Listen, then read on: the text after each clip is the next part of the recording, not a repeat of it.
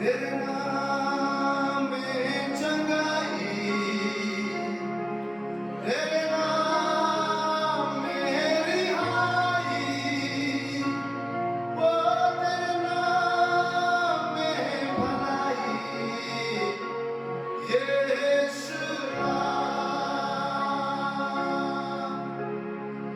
तेरे नाम में चंगाई, तेरे नाम में रिहाई, यीशु नाम में भलाई, यीशु नाम, यीशु नाम। या रवाना, oh we worship you God, यीशु नाम। तेरी महिमा हो, यीशु नाम, यीशु नाम। यीशु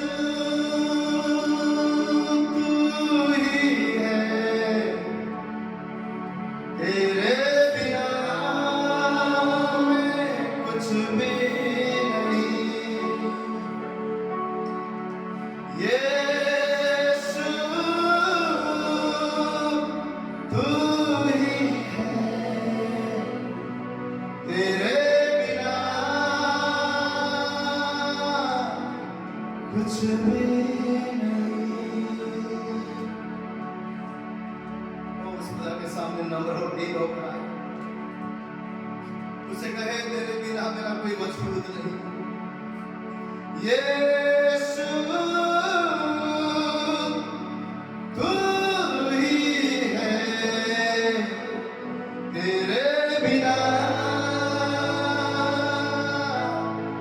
कुछ भी नहीं। यीशु तू ही है,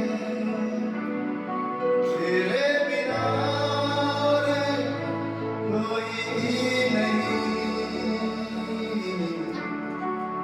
सजना करो, सजना करो, सजना करो, तेरी सजना करो, सजना करो, सजना करो।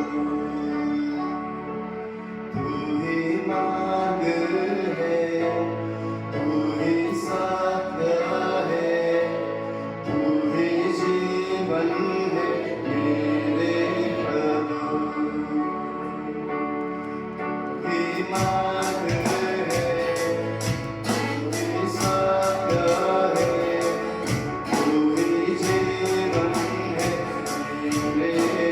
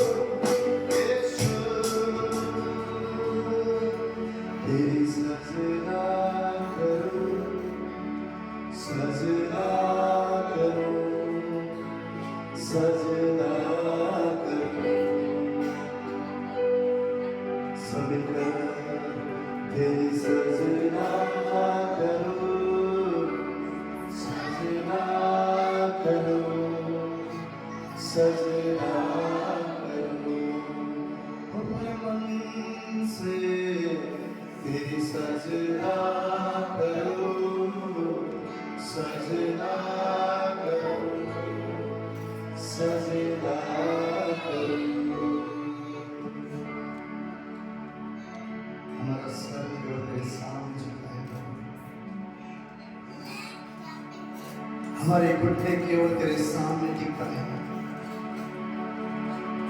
हमारे हाथ केवल तेरे सामने उठता है। भी तो ही मार्ग है, तू ही सत्य है, तू ही जीवन है, तू ही जिंदा है। वो मौत को हराकर तीसरा दिन जो जीवित हुआ, और कोई नहीं, तू है। तू स्वर्ग में विराजमान है, धरती तेरे पैर रखने की चौकी, तू युगान्युग का परमेश्वर है। हम तेरी सजदा करते हैं, यीशु नाम की सजदा करते हैं। तू हमारी हिम्मत है, तू हमारा बल है, तू हमारी ताकत है। कोई भी खामोश ना रहे, हृदय से उसे कहे, अपनी आवाज में उसे कहे, यीशु तेरी सजदा करो,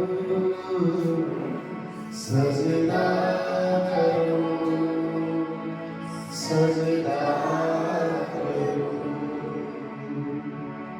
हर सुबह शाम तेरी सजदा करो, सजदा करो, सजदा करो। खुशी हो या गम हो, तेरी सजदा करो, सजदा करो, सजदा करो। आखिरी बार तेरी सजदा करो, या सजदा करो, सजदा।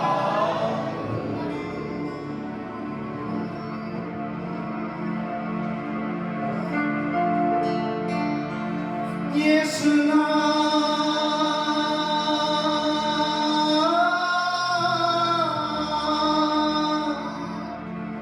यीशु नाम भजो रे, यीशु नाम, यीशु नाम भजो रे, यीशु नाम। यीशु नाम से बनते हैं बिगड़े, यीशु नाम से बनते हैं बिगड़े।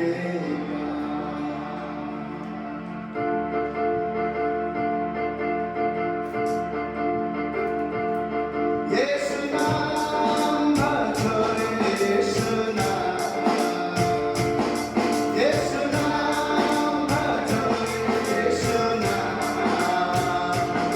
यीशु नाम से बनते हैं बिगड़े, यीशु नाम से बनते हैं बिगड़े।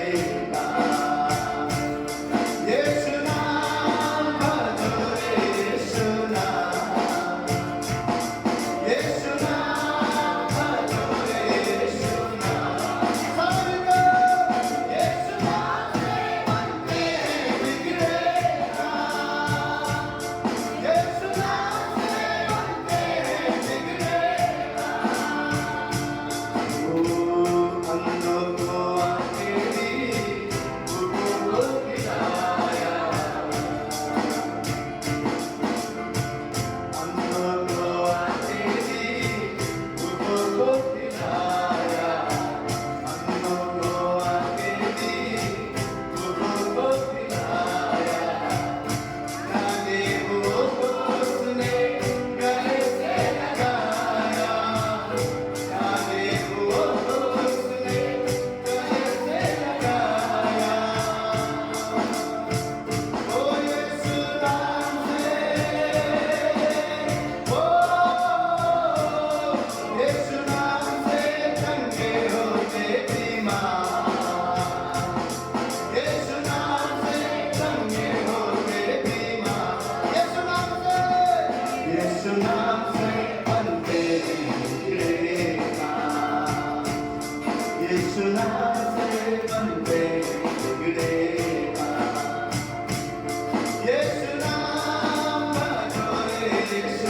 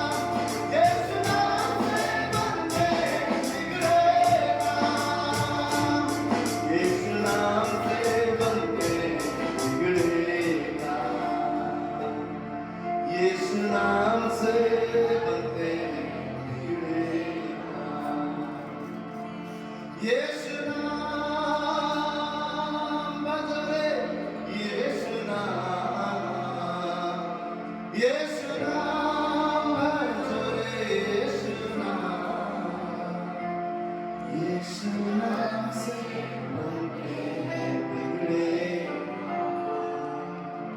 यीशु नाम से बनते हैं बिगड़े। यीशु ही है जिसने मृत्यु को जीता, मृत्यु को जीता उसने, मृत्यु को जीता, मृत्यु को जीता उसने, मृत्यु को जीता। यीशु नाम से, ओ, यीशु नाम से हो जाता पुनरुत्थान, यीशु नाम से हो जाता पुनरुत्थान। सब कहे यीशु नाम, यीशु नाम से। कोई विश्वास के साथ कहे, यीशु नाम से बिगड़े, यीशु नाम से बनते बिगड़े, यीशु नाम से बनते बिगड़े, यीशु नाम से बनते, यीशु नाम से बनते बिगड़े, यीशु नाम,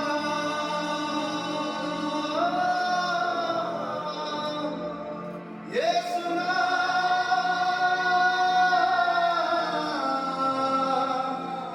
यीशु नाम।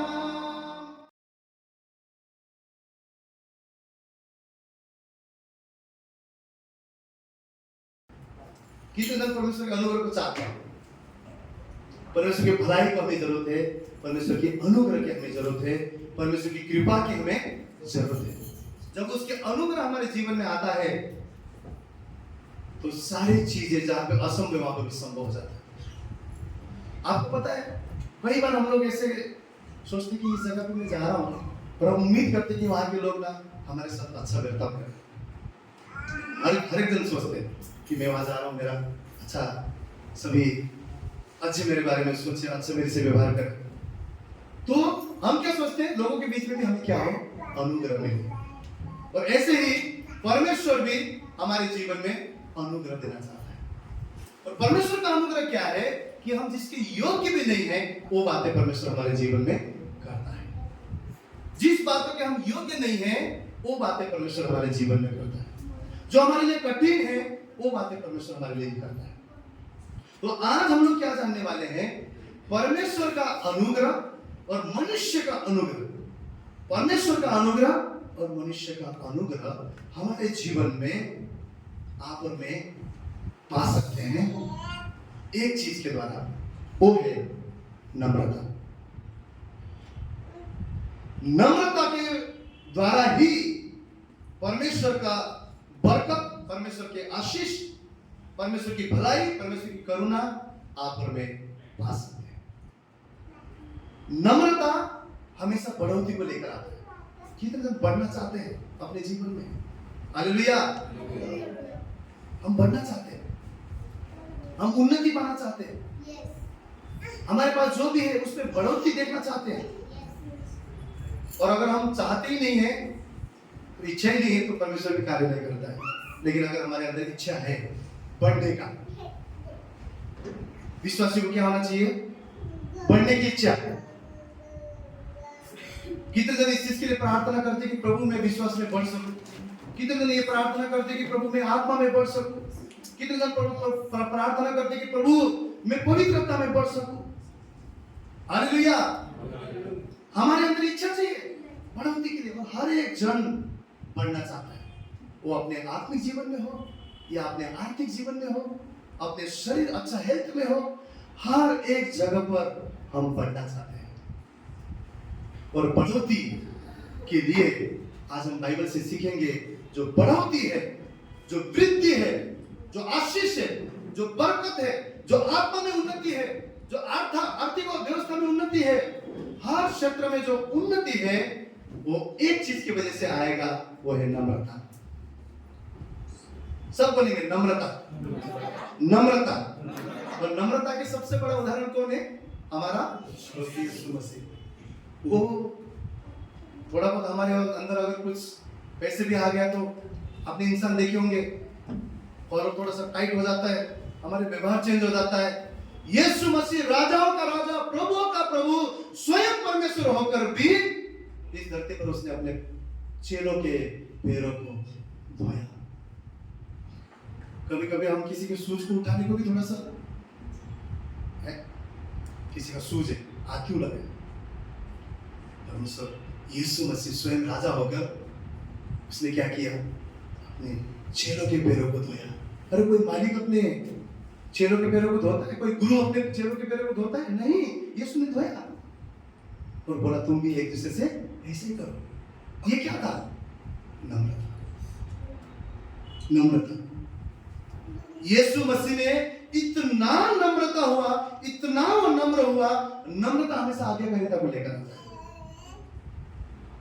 आपके अंदर अगर नम्रता आ जाएगा ना, आप हमेशा आज्ञा को मानेंगे, परमेश्वर की आज्ञाकारिता में आप आ जाएंगे।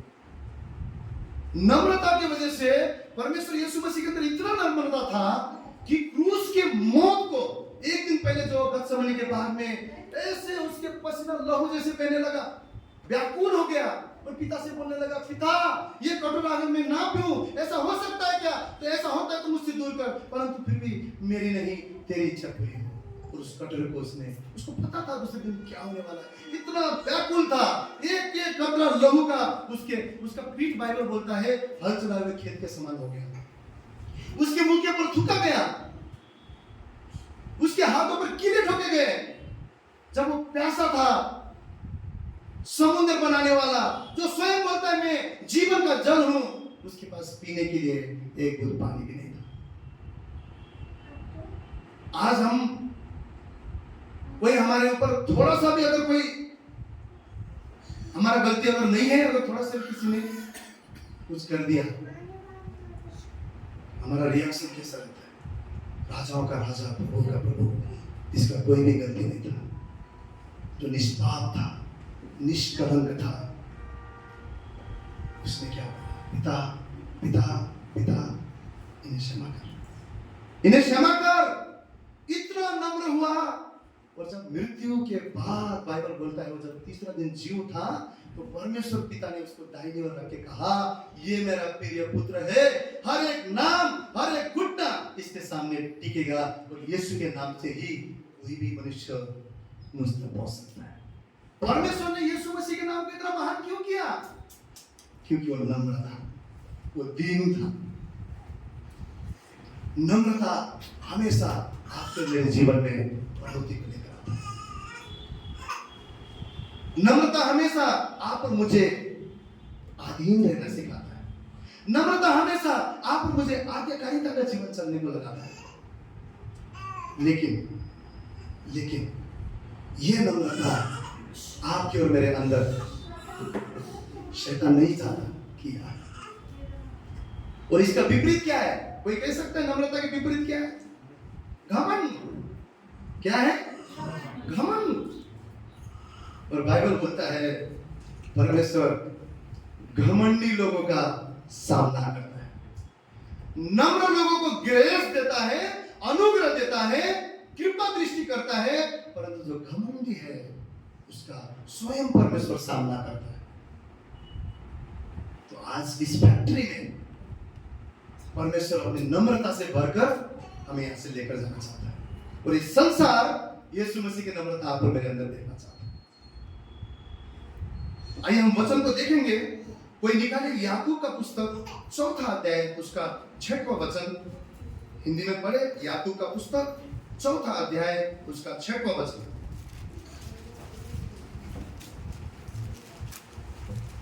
याकूब 4 अध्याय 6वां वचन। वह तो और भी अनुग्रह देता है, इस कारण यह लिखा है, परमेश्वर अभिमानियों का विरोध करता है पर दीनों पर अनुग्रह करता है। हालेलुया। बोलिए याकूब चौथा अध्याय चौथा अध्याय 6वां वचन। छठा वचन। परमेश्वर क्या बोलता है यहाँ पे? घमंडियों का विरोध करता है, परंतु जो नम्र है, जो दीन है, उसके ऊपर कृपा दृष्टि करता है। हालेलुया। उसके ऊपर क्या करता है? कृपा दृष्टि करता है, उसके ऊपर अनुग्रह करता है। और घमंड का एक बहुत बड़ा वचन जो है वो हम निकालेंगे, हम सब मिलकर। लूका रचित सुसमाचार 14 अध्याय उसका 11 वचन की प्रभु क्या कहते हैं हमसे कि घमंड हमें कभी भी बड़ा नहीं करता है, परंतु घमंड हमें छोटा करता है। लूका 14 अध्याय उसका 11वां वचन।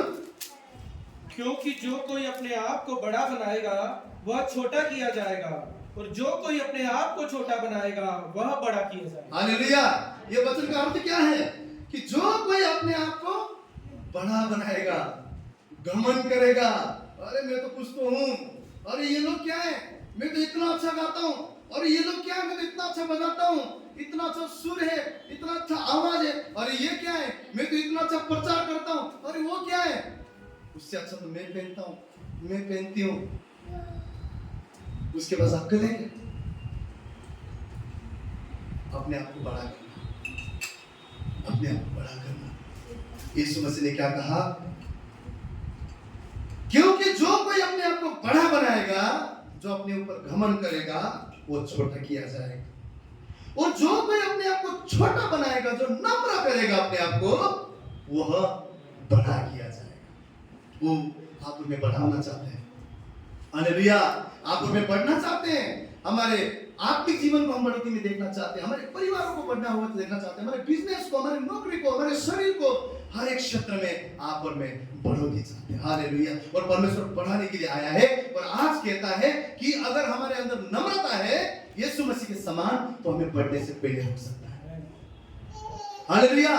तो आप और मुझे बढ़ने से कोई भी नहीं रोक सकता। एक और बहुत बड़ा बाइबल में घमंड से क्या हुआ वो हम देखेंगे। आपको पता है जितने भी पाप हुए,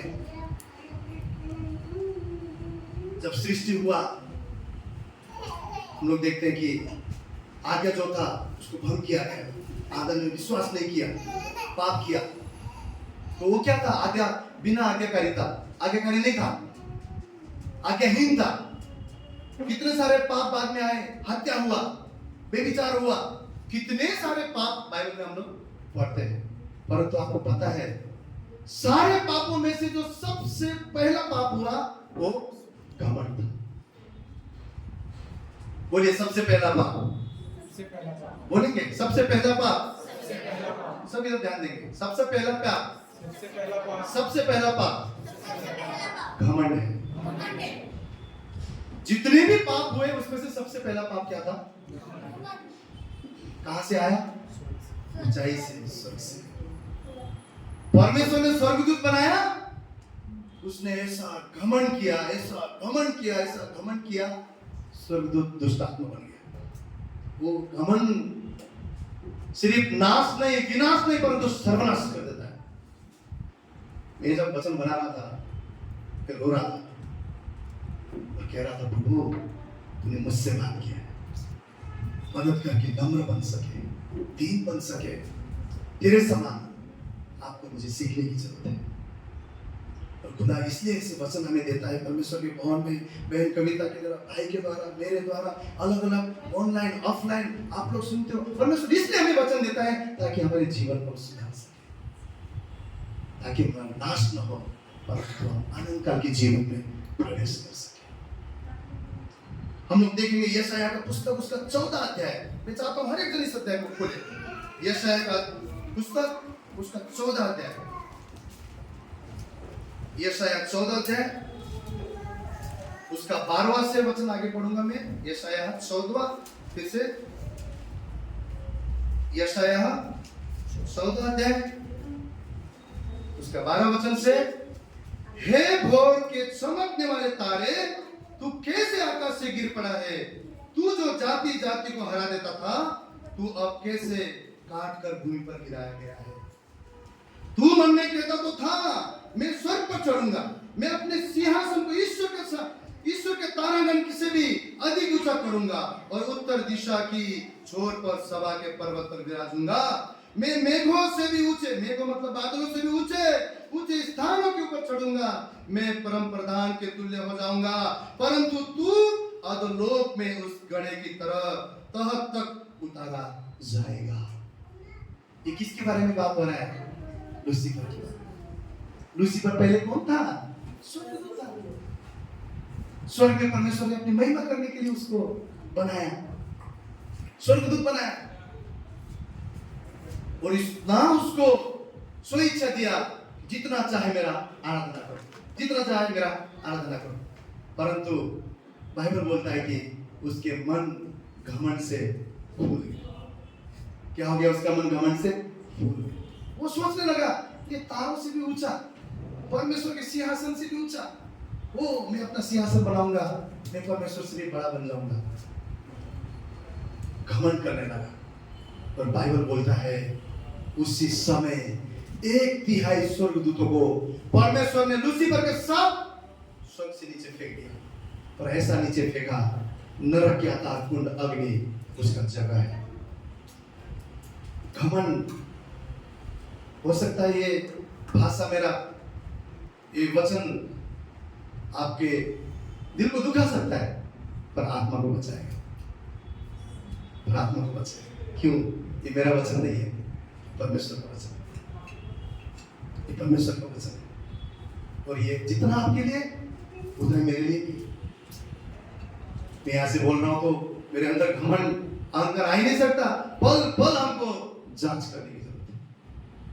आज लोग बोलते हैं ब्रदर अभी तुम अच्छा गाते हो, मुझे बोलने की जरूरत है प्रभु तेरा धन्यवाद हो इस आवाज के लिए। 2 साल पहले मैं सांस के लिए तड़पता था, मेरी बीवी गवाह है, मेरे गला वोकल कॉर्ड काटा हुआ तरबूज के समान लाल अंदर से होता था। सुबह सुबह 6 बजे उठ के बटन खोलता था, सांस नहीं आ रहा है, सांस नहीं आ रहा है, भाग कर जाता था। क्या हो गया मुझे अचानक? क्या हो गया? क्या हो गया? सांस के लिए तड़पता था। यही वोकल कॉर्ड है, यही कला है। लविका से पानी भी नहीं मांग सकता था, आवाज नहीं, वो गवाह है, यही कला है। आज कोई तारीफ करे तो मैं घमंड करूं? मुझे पता है आज मैं बोल पा रहा हूं, गा पा रहा हूं, प्रभु तेरा धन्यवाद, प्रभु तेरा धन्यवाद हो, धन्यवाद हो। नेपाल से आए हुए हिंदी नहीं बोलना आता था, बोलने को तकलीफ होता था। राशि रोड रेलवे स्टेशन में लोगों ने फेंका हुआ जूठा खाना उठा के खाता था, इतना ज्यादा गरीबी था। वो कोई भी खुशी नहीं, कोई भी आनंद नहीं। मैं घमंड करूं आज? घमंड करूं? कोई कहे प्रभु, कोई मुझे कहे ब्रदर इतना अच्छा पहना है, वो आपके पास इतना कुछ है, मैं घमंड करूं? मुझे पल पल अपने आप को जांच करने की जरूरत है। प्रभु प्रभु झूठा खाना खाता था, प्रभु मैं तो इतना गरीब था, प्रभु मैं तो रेल के नीचे जाके, ट्रेन के नीचे जाके खुदकुशी करने वाला था, प्रभु मुझे तो बोलने में नहीं आता था। मुझे बोलने की जरूरत है प्रभु। आज मैं बोल सकता हूँ, आज मैं तेरे बारे में बता सकता हूँ। तो ये मेरा बल नहीं, मेरी बुद्धि नहीं, मेरी सामर्थ्य नहीं, तू है। Hallelujah, hallelujah, hallelujah. नम्रता बढ़ोतरी को लाता है, परंतु घमंड ऊंचाई से नीचे की तरफ लाता है। नीचे नीचे नीचे और नीचे और नीचे और नीचे। आप बढ़ना चाहते हैं, आप मुझे नम्र होने की जरूरत है। हालेलुया, आप मुझे नम्र होने की जरूरत है। नीति वचन 16 उसका 18 वचन क्या बोलता है? विनाश से पहले गर्व और ठोकर खाने से पहले घमंड आता है। बोलिए विनाश से पहले गर्व, विनाश से पहले गर्व, घमंड से पहले, ठोकर खाने से पहले घमंड आता है। नीति वचन 16 अध्याय 18 वचन क्या बोलता है? विनाश जब आता है, वो विनाश किसी को पसंद नहीं है, विनाश किसी को पसंद नहीं है। कोई नाश नहीं होना चाहता, सबको आशीष पसंद है, सबको बढ़ोतरी पसंद है, सबको ऊंचाई पसंद है, हम सबको परमेश्वर की बरकत पसंद है। परंतु यहाँ पर नीति वचन 16 का बोलता है विनाश से पहले गर्व आता है। ओ प्रभु गर्व से हमें बचा। यहाँ पे बोलता है ओ हमारे अंदर अगर गर्व आता है तो पीछे पीछे विनाश भी आने वाला है। यहाँ पे बाइबल बोलता है ओ ठोकर खाने से पहले घमंड आता है। अगर हमारे अंदर किसी भी चीज का छोटा सा भी घमंड है, बाइबल बोलता है उसके पीछे पीछे विनाश आ रहा है, उसके पीछे पीछे नाश आ रहा है। एक नाश, विनाश, सर्वनाश। घमंड का शुरुआत है, नाश शुरू होगा। घमंड बढ़ने लग गया, विनाश होना शुरू होगा। घमंड चरम सीमा में है, सर्वनाश हो जाएगा। बाइबल कहता है सर्वनाश हो जाएगा। स्वर्गदूत दुष्ट आत्मा बन गया तो उसके अंदर घमंड है। ना किसी को अपने रूप का घमंड हो, ना किसी को अपना ताकत की घमंड हो, ना किसी को अपना कपड़े के घमंड हो, धन के घमंड हो, ना किसी को अपने बुद्धि के घमंड हो। ओ बाइबल बोलता है घमंड हो तो परमेश्वर पर घमंड हो। ओ घमंड किसी को अगर हो तो यीशु पर घमंड हो कि मेरा प्रभु मेरा यीशु है। मैं इस संसार की चीजों पर नहीं, अनंत काल की चीजों पर, अनंत काल की महिमा को, अनंत काल के गौरव को देखने वाला हूं। आज मैं जो भी हूं परमेश्वर की महिमा। अगर बाइबल बोलता है अगर, पहली बात तो घमंड ही मत करो बोलता है, लेकिन अगर बाइबल बोलता है अगर कोई घमंड करना भी चाहे ना तो प्रभु में घमंड करे, प्रभु में घमंड करे, प्रभु में घमंड करे। हालेलुया। हमें अगर घमंड भी करना है तो परमेश्वर में घमंड करें। कभी हमारे टैलेंट का घमंड ना हो। वो क्या गाती, इससे अच्छा तो नहीं गा। वो क्या पढ़ता, इससे अच्छा तो नहीं करता। वो तो कुछ भी नहीं। हम तो बहुत है, उनके पास क्या है, हमेशा मांगते रहते हैं। हमारे पास तो बहुत कुछ है। घमंड करते, घमंड करते। आज बाइबल चाहता है कि हमारे जीवन के घमंड को हम पहचाने। वो जब बीमारी आता है, पीलिया पता है आप लोग को? पीलिया कितने जन को पता है? पीलिया आई थिंक इंग्लिश में जॉन्डिस बोलते हैं। जब जॉन्डिस होता है, जब पीलिया होता है तो इंसान का बच्चों का नाम पहले, अरे सॉरी सिस्टर, डॉक्टर सिस्टर बैठे यहाँ पे, सिस्टर कविता सबसे पहले पीलिया, जॉन्डिस बोलते सच है ना। तो ये आता है, पीलिया आता है तो आप सबको पता है पहले क्या होता है, नाखून पीला होना शुरू करता है, फिर हाथ पीला होना शुरू करता है, फिर शरीर पीला होना शुरू। घमंड है ना, बीमारी है।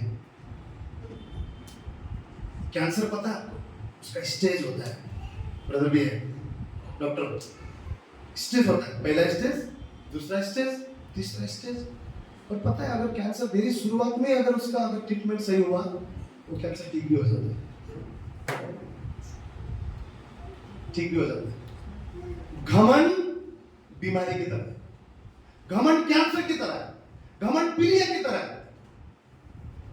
घमंड ऐसा कैंसर है वो अंदर ही अंदर सड़ा देगा, अंदर ही अंदर खत्म कर देगा। और जब चरम सीमा में पहुंच जाएगा ना, सर्वनाशी होगी।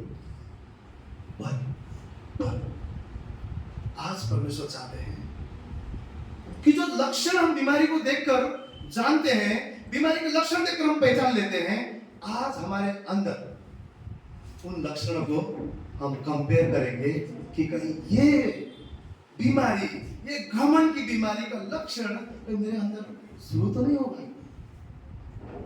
परमेश्वर के वचन के द्वारा आज हम जानेंगे। हाथ पांव पीला होने से हम जान जाते हैं कि इसको पीलिया हुआ है। प्लेटलेट्स कमी होने से, बुखार ना उतरने से, ठंडी लगने से हमको लगता है कि या तो या मलेरिया है या फिर डेंगू है। बीमारी के लक्षण देखकर हम लोग बीमारी को पहचानते हैं। आज लक्षण को देखकर हम जानेंगे हमारे अंदर घमंड तो नहीं है। तो पहला लक्षण जो है घमंड का, पहला लक्षण क्या है? जब आप घमंड करते हैं, जब आप घमंड करते हैं तो ये हमको सबसे पहले जानना है कि आप ऊपर की तरफ नहीं नीचे की तरफ आएंगे, लेकिन घमंड का पहला लक्षण हम लोग जानेंगे कि घमंड कभी आपको महसूस ही नहीं होने देगा कि मैं घमंडी हूं।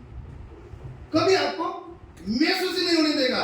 घमंड क्या बोलेगा? नहीं नहीं, मैं बराबर हूं, मैं बराबर हूं, मैं सही हूं, अब मैं गलत कैसे हो सकता, मैं सही हूं। घमंड क्या करेगा? पहले, सबसे पहला घमंड का साइन क्या है? अपने आप को हम सही मानते हैं। कोई करेक्ट करेगा, दुरुस्ती करेगा, हमको पसंद नहीं है। हाँ, वो कैसे कि मुझे बोल सकता है? बाइबल बोलता है बड़ों का आदर करना है, एल्डर्स का आदर करना है। एल्डर्स मतलब कलीसिया के सिर्फ एल्डर ही नहीं होते, जो उनसे बड़े हैं उनका मानना है। माता पिता का आदर करो बोलता है, भाई सुनो बोलता है। घमंड क्या करेगा?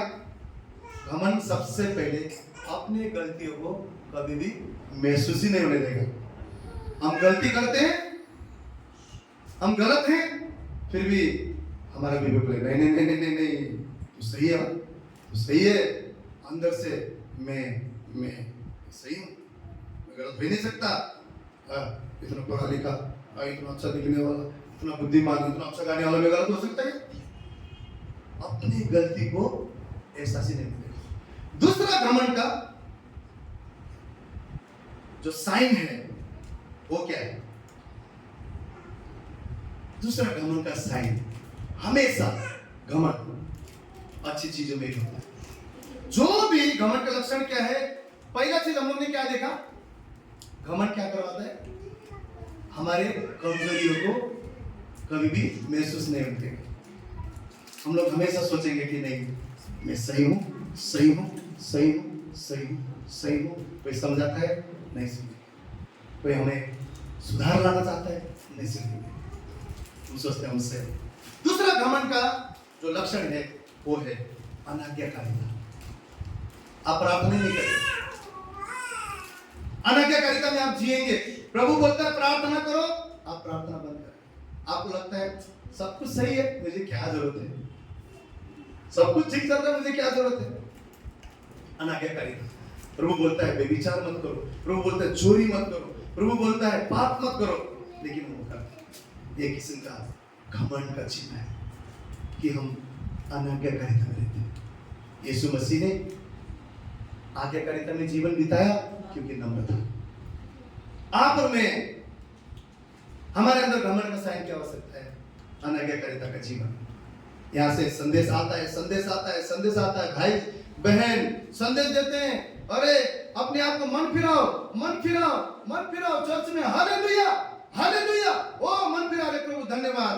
जैसे चर्च से बाहर गया, मन तो नहीं फिरा है, जीवन फिर से पाप की तरफ फिरा लिया। अनाज्ञाकारिता का जीवन घमंड का चिन्ह है। पहला चीज, अपने आप को कभी भी हम गलत नहीं सोचते।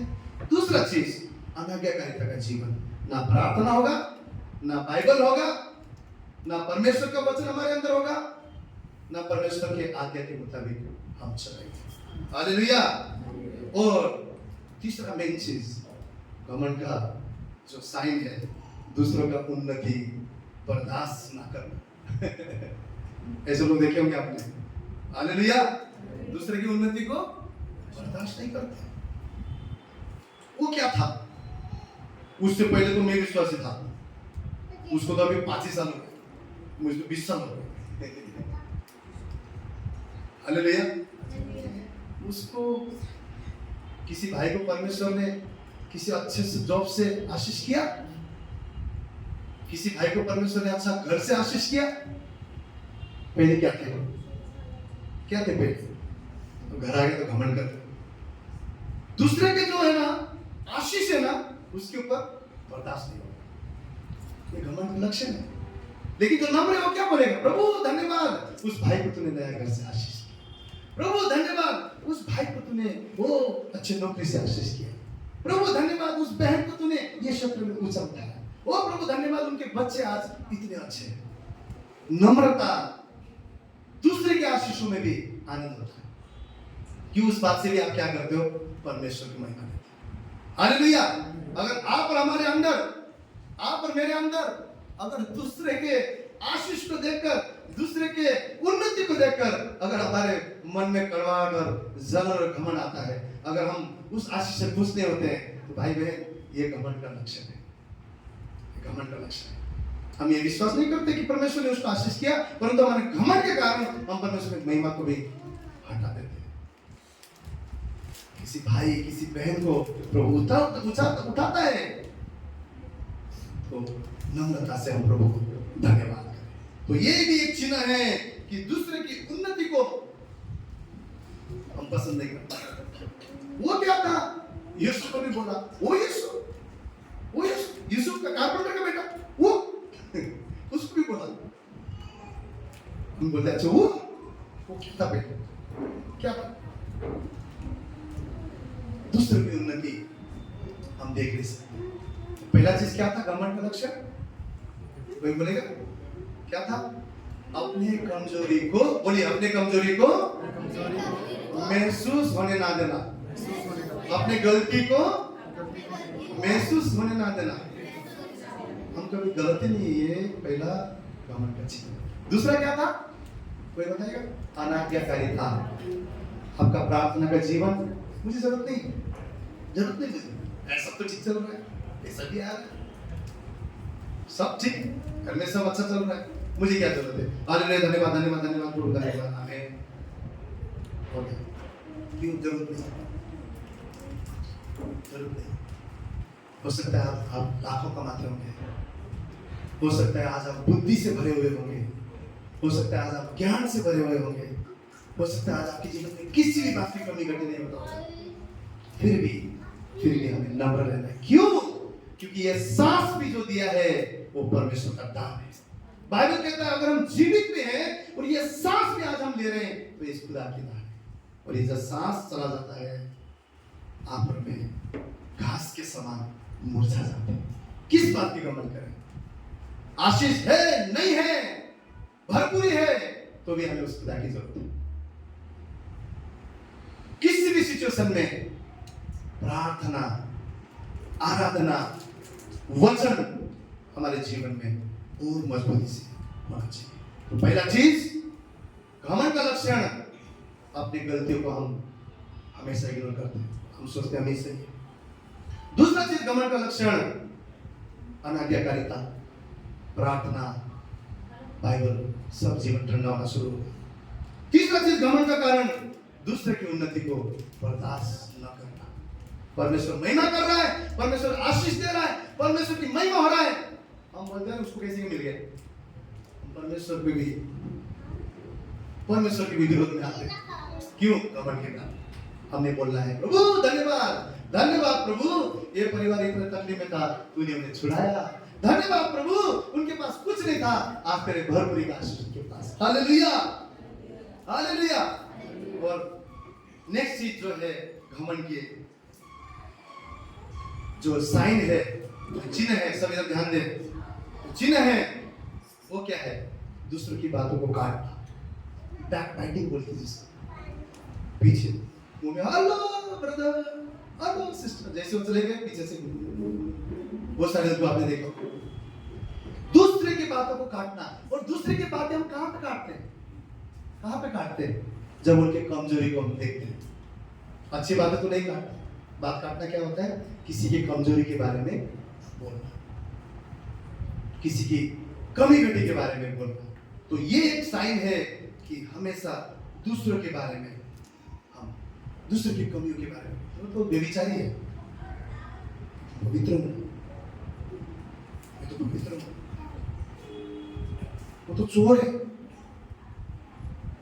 वो तो पापी है, एक नंबर का निकम्मा है, मैं तो अच्छा हूं, उसकी तो बुद्धि नहीं है, मुझे बुद्धि है, ज्ञान है।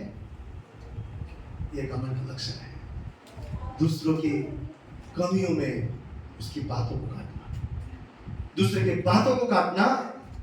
बाइबल बोलता है इस सृष्टि में अगर किसी को अधिकार है तो सिर्फ यीशु को अधिकार है, क्योंकि उसने कोई भी पाप नहीं किया। अगर किसी को अधिकार है किसी के ऊपर दोष लगाने का या फिर किसी के बारे में बोलने का, वो तो स्वयं परमेश्वर को अधिकार है, और किसी को। हालेलुया। दूसरों की बात काटना, दूसरे के कमी घटी को बोलना, दूसरे के बारे में बुरा बोलना, दूसरे को नीचे गिराना, मैं बड़ा हूं बोलना, ये घमंड का लक्षण है। घमंड का लक्षण है। और एक और चीज, बढ़ा चढ़ाकर बोलने वाले लोग। आपको पता है उसको, आई थिंक मेरे ख्याल से हिंदी में मराठी में भप्पारा बोलते हैं। भप्पारा कोणाला माहिती भप्पारा? लय भप्पारा सोडतो मला। हालेलुया। क्या बोलते हम? लय भप्पारा सोडतो, इतका भप्पारा देतो बाबा। हाँ? ऐसे गांव वगैरह में आपने चाय की दुकान वगैरह में देखे होंगे, जाते हैं बात कैसे करते, देश विदेश में, अरे इंग्लैंड में ऐसा हुआ, अमेरिका में ऐसा हुआ, और जाते समय वो चाय का पैसा भी उधार लेकर के जाते। क्यों? भप्पारा। भप्पारा क्या है? जो नहीं है वो चीज को भी दिखाना, जो नहीं है वो चीज को भी दिखाना, वो भी घमंड का साइन है। भप्पारा मारना, मुंह खुला के भप्पारा, वो भी घमंड का साइन है। और एक आखिरी चीज में बोलूंगा, परमेश्वर के भवन में दशमांश ना लाना भी घमंड का साइन। मैं जब वचन तैयार कर रहा था, प्रभु ने मुझसे बात किया, मुझसे बात किया। मलाकी के पुस्तक से परमेश्वर ने मुझसे बात किया, जो परमेश्वर के भवन में दशमांश नहीं लाता है ना, वो भी घमंड है। क्यों पता है? हम अपने हाथों में मेहनत और कमाई से ना अपने हाथ की व्यवस्था को सही करना चाहते हैं। हम सोचते हैं अच्छा इतना पैसा है ना, क्यों देना है, इधर देंगे, इधर इन्वेस्ट करेंगे, उधर खर्चा करेंगे, ये करेंगे, वो करेंगे, अरे उधर पहले सेटल करेंगे, प्रभु के भवन में देंगे ना बाद में। बाइबल बोलता है परमेश्वर के भवन में दशमांश ना लेना घमंड है। हम अपने मन में सोचते कि जो कमा रहा हूं ना उसके द्वारा मैं मेरे आर्थिक व्यवस्था को सेटल करूंगा, मेरे आर्थिक हालात को सेटल करूंगा। इस संसार में हर कोई कमाता है, हर एक का आर्थिक अवस्था अच्छा है क्या? नहीं। इसलिए परमेश्वर ने क्या बोला? मलाकी का अगर पुस्तक हम लोग देखेंगे 3रा अध्याय उसका 10वां वचन में, सारे दशमांश भंडार में ले आओ और मुझे परख कर देखो कि मैं आकाश के झरोखे खोलकर तुम्हारे लिए, तुम्हारे ऊपर अपरंपार आशीष की वर्षा करता हूं कि नहीं।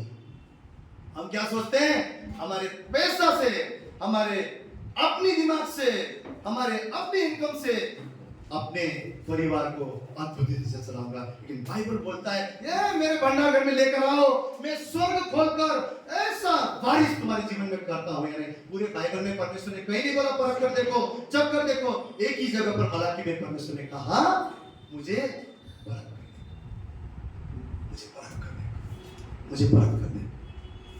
जहां बीज बोना चाहिए हम वहां बीज नहीं बोते, कटनी वही होगा जहां बीज बोया जाए। अगर हम भवन में बोते हैं, भवन में लेकर आते हैं, परमेश्वर हमारे आर्थिक व्यवस्था को संभालेगा। हमें सोचने की भी जरूरत नहीं पड़ेगा प्रभु ये कैसे होगा, वो कैसे होगा। क्यों? स्वयं परमेश्वर कहता है स्वर्गीय झरोखे खोलकर मैं तुम्हारे जीवन में आशीष का वर्षा करूंगा। दशमांश के प्रति आपको और मुझे वफादार रहना है। ये मैंने कह रहा, दशमांश परमेश्वर के भवन में ना लाना भी घमंड है, क्योंकि हम सोचते हैं मैं खुद करूंगा। लेकिन प्रभु बोलता है मेरे राज्य में वो मैं करूंगा, मैं तेरे लिए करूंगा, मैं तेरे लिए आकाश और स्वर्ग की दरवाजा को खोलकर तेरे जीवन पर आशीष करूंगा। परमेश्वर हमारे जीवन की आर्थिक व्यवस्था को सही करना चाहता है। आपको पता है कोई लोग कितना भी कमाए, कितना भी कमाए, कितना भी कमाए, कितना भी कमाए, उनके जीवन में कमी घटी होता ही रहता है। वो बोलते रहेंगे आज मेरे पास ये नहीं, वो नहीं, कमी में रहेंगे। क्यों? क्यों? अपनी बुद्धि से हम करने की सोचते हैं। बाइबल बोलता है मेरे भवन में लाओ और परख कर दे। पूरे बाइबल में एक ही जगह बोला परख कर दे मुझे, मैं स्वर्गीय द्वारों को खोलकर, झरोखे को खोलकर तुझ पर मेरे आशीष को बरसाऊंगा। और घमंड का एक लक्षण यह भी है कि परमेश्वर के भवन में नियमित वफादारिता से दशमांश ना। Hallelujah, hallelujah. मत्ती 5:5 कहता है धन्य वह है जो नम्र है क्योंकि वही पृथ्वी के अधिकारी, बोलिए वही पृथ्वी के अधिकारी होंगे। नम्रता अधिकारी को वो हमें राज करना पसंद है, अधिकारी होना पसंद है, क्योंकि प्रभु ने स्वयं बोला तुम अधिकार हो, तुम अधिकार करोगे इस जगत पर, संसार पर, तुम राज्य करोगे। और वो नम्रता के द्वारा आज हमें पश्चाताप करके अगर इन लक्षणों में से कोई भी लक्षण अगर हमारे जीवन में है, मेरे जीवन में है, आपके जीवन में है, तो हमें उस बीमारी की जांच करने की जरूरत है। समय से पहले ही उस बीमारी को जड़ से उखाड़ने की जरूरत है। प्रभु से प्रार्थना करके अनुग्रह के मांगकर उस अनुग्रह के द्वारा उस घमंड के जड़ को उखाड़ कर फेंकने की जरूरत है। उस घमंड की आत्मा को उखाड़ के